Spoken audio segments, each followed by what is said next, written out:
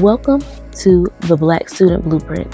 My name is Takara, and today I'm going to be talking to you about the GPA shrinkage. So you're celebrating that 4.0 or 3.7 that you have in that honors class. But what you may not know, or your counselor may not know, is that by the time it hits the admissions office, that grade is getting ready to be shredded to probably a 3.0. You are getting ready to get a reality check from their auditor. Here is why.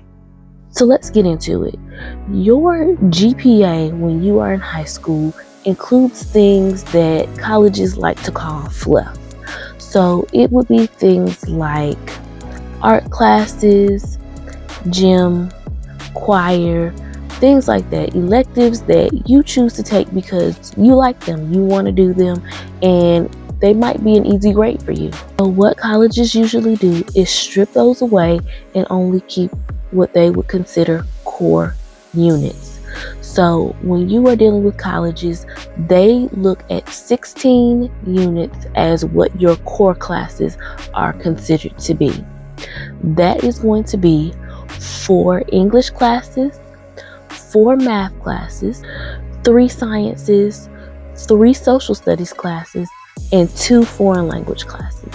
So if you have, or your student has, an A in all of the electives, but they are working with B's and C's in those core classes, then that 3.7 GPA or that 4.0 GPA is really an illusion.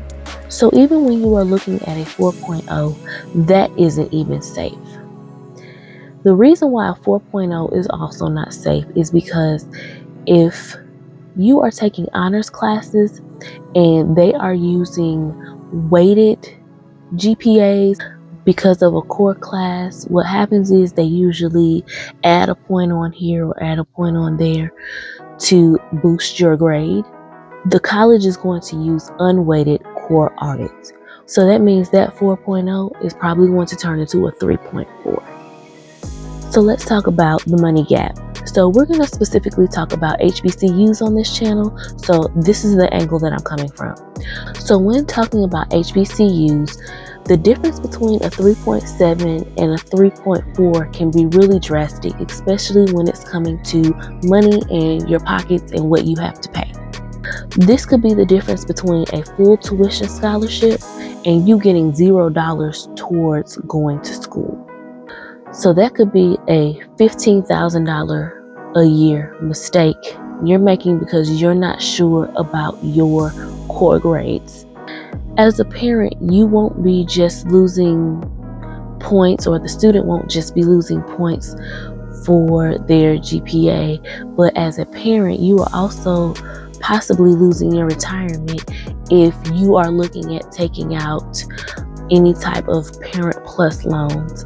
And I'm going to do an entire video on Parent Plus loans because you need to understand those as well. So what I want to make sure you do, you is either the student or the parent, is not let a university be the first one to tell you about what your GPA is and for them to be the first to audit your GPA.